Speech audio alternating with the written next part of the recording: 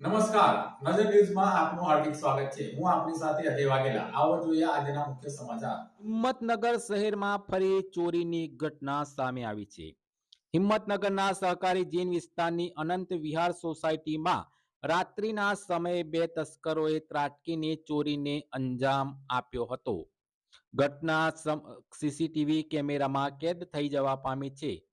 મળતી માહિતી મુજબ તસ્કરોએ એક રહેણાંક મકાનનો દરવાજો બહારથી બંધ કરીને અંદર રહેલા મકાન માલિકને પૂરી દીધા બાદ ચોરી કરી હતી. એક મકાનમાંથી દોરીના સહારે લટકીને બીજા મકાનમાં પ્રવેશ કરતા હોવાના દ્રશ્યો પણ સામે આવ્યા છે.